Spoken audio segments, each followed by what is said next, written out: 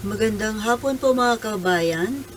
Sa ngayon po, pag-usapan natin yung itong latest interview kay Senator Laila de Lima, kung saan sinagot po niya yung mga patutsada ng kanyang mortal na kaaway, itong si dating President Duterte, na inilabas niya po yung kanyang mga hinaing, kung bakit siya nakulong, na wala naman daw siya palang kasalanan, na tila baga pinabayaan siya ng mundo, wala man lang tumulong, walang even up to now, ayon sa kanya, na ang inirereklamo po niya, hindi lang yung kaso niya tungkol sa kanya, kundi itong kaso ni Duterte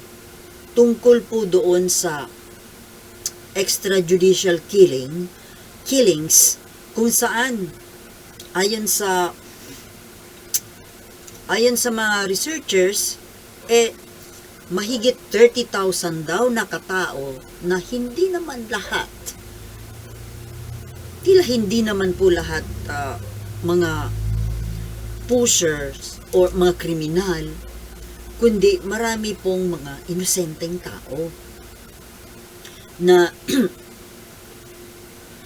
kumbaga bakit nangyayari ito sa ating bansa, na lalo pa very ironic, lalo pa na si Senator de Lima ay isang human rights advocate, dahil siya po ay naging commissioner ng human rights, naging Secretary of Justice,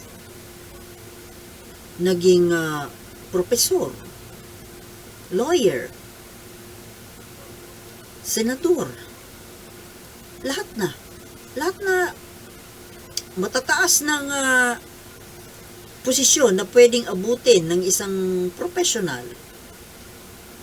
Pero itong nangyari sa kanya, just imagine, sa taas po ng pinag-aralan ni de Lima, sa taas ng kanyang mga narating na posisyon sa gobyerno, pero still she was wrongly accused and jailed. Kasi ba naman, kalabanin bomba naman ng isang sitting president na nung panahong yun masyado makapangyarihan at popular, na siya tuloy yung lumabas na mali, siya yung lumabas na katawa-tawa. Pero sorry po sa sinabi ko na porke ba naman kasi presidente, hindi ka na dapat kalabanin.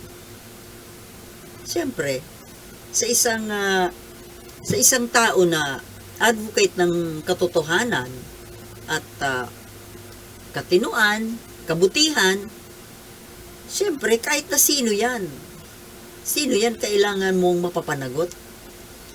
Kaso nga lang po, sa totoo lang ito, sa totoong usapan, na wrong timing po yung ginawang pagkakalaban ni de Lima kay Duterte. Kasi pangulo siya nun Biruin mo, isang pangulo, iniimbestigahan mo ng ganito. Kaya ganun po ang nangyari sa kanya. Ngayon na kumbaga bumaligtad na yung mundo, nabaligtad ng sitwasyon, wala na sa poder si Duterte, at si de Lima ngayon ay kumbaga siya na ngayon ay paibabaw at si Duterte ay pailalim. Pero ganun pa man po, kahit nawala na sa posisyon, matapang pa rin. O baka naman tapang-tapangan lang niya. Baka nagtatapang-tapangan lang. At ito nga po, yung hindi lang po si Duterte ang binanatan ni De Lima, kundi lahat na po ng mga government agencies na may kinalaman sa pag-handle ng mga kaso. Nandyan yung NBI, nandyan yung kapwa niya mga senador, yung mga government agencies na dapat sana nanindigan din para sa kanya. Well, mayroon naman pong nanindigan, yung mga kaibigan niya sa Senado, mga kapartido niya, mga kaibigan niya, kaso mahina at siyempre takot. Dahil talagang kinatatakutan po. Sorry. Kinatatakutan si Duterte. Noon. Ngayon kahit paano may natatakot pa rin. Pero alam nyo, kung puro takot po ang paiirali natin, wala, mamimihasa lang po talaga ang isang kriminal, berdugo at demonyo na kagaya ni Duterte.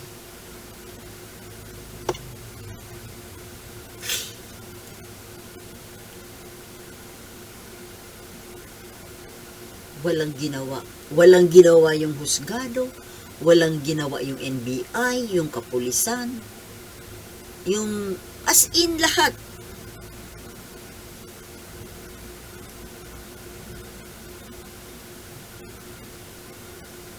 Kaya po,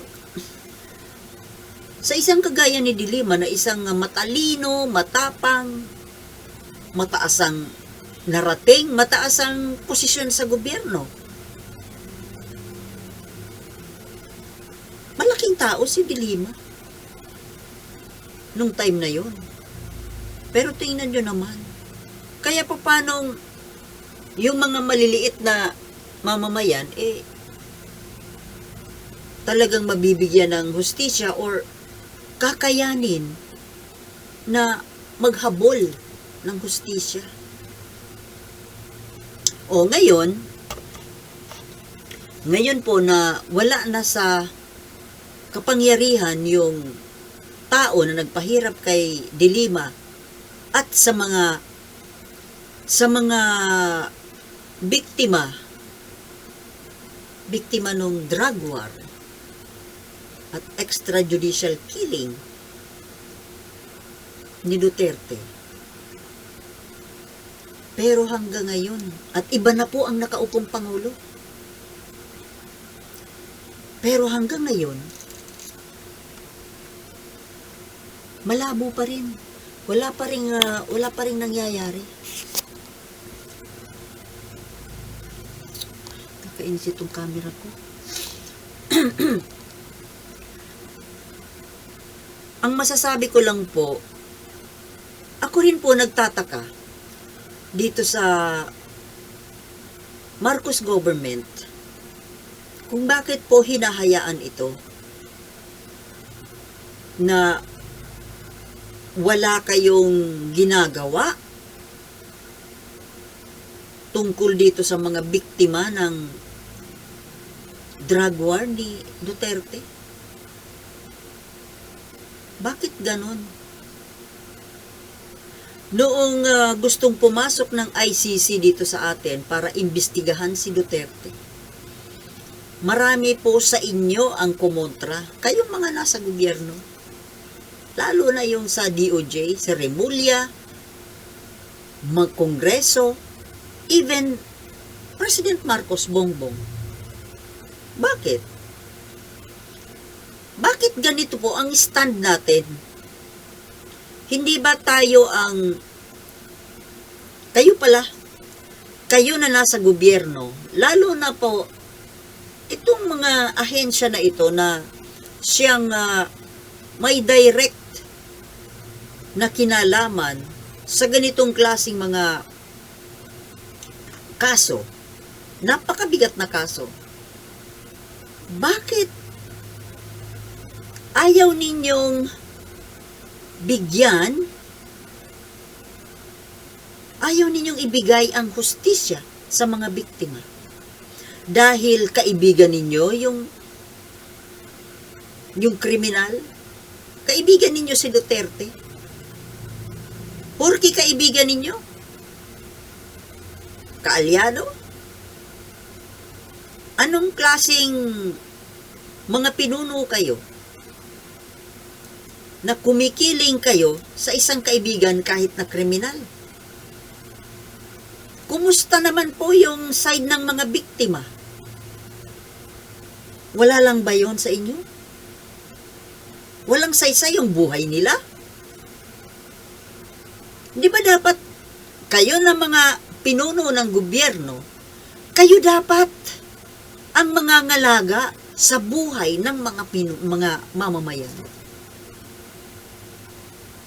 Pero ito, hindi po ito pangkaraniwang kaso. Itong 30,000 na mga biktima na sinasabing nanlaban, at karamihan ay mga inosente. Ito may taga-ibang bansa na nagmamalasakit dito sa mga pobreng biktima na ito. Hinaharang pa ninyo. Tapos sasabihin ninyo na gumagana ang ating hustisya. Nasaan ang gumaganang hustisya? Kayo mismo, pinapatay ninyo ang hustisya. Kasama na po kayo, Pangulong Bongbong Marcos. Kapag kayo wala kayong ginawa tungkol dito sa kasong ito ng mga pagpatay, tungkol dito sa bloody drug war na ito ni Duterte, hindi po ako bibilib sa inyo. Kasi mas kinikilingan ninyo, mas kinakampihan pa ninyo yung kriminal kaysa sa biktima.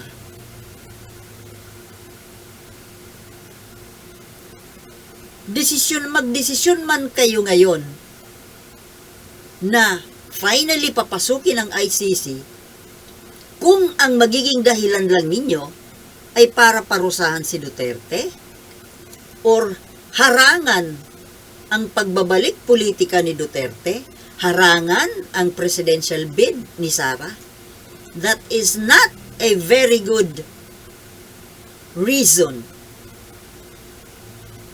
Hindi po yan magandang rason.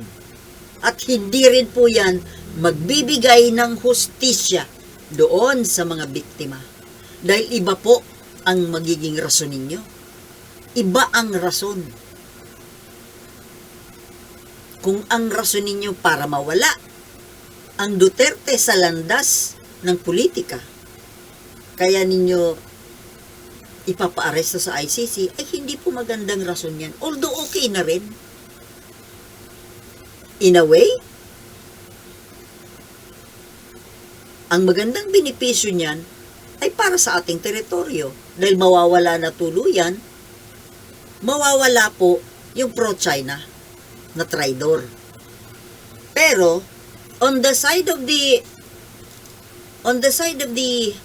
EJK victims, hindi po yan masarap sa pakiramdam. Ilang taon na ang nakalipas.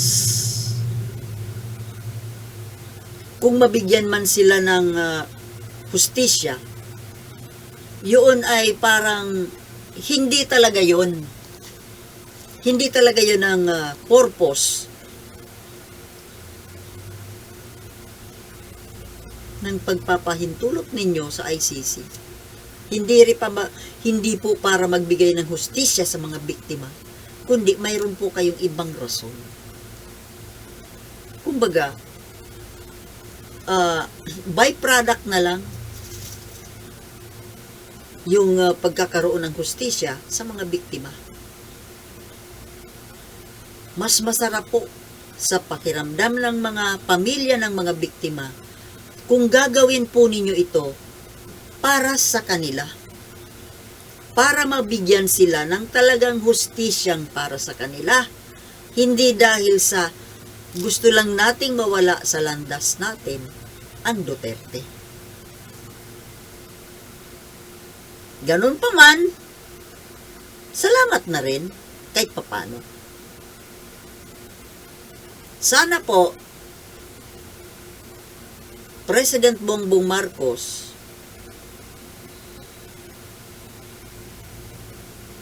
magdesisyon po kayo ng tama para sa mamamayan. Hindi para sa political ambitions lang. Di ba? Di ba una bayan at mamamayan, bago pang personal na dahilan. Okay?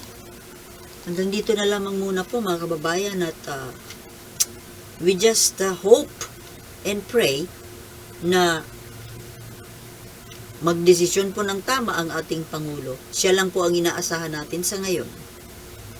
Okay, thank you for watching and I'll see you tomorrow for our next topics. Thank you for watching and peace.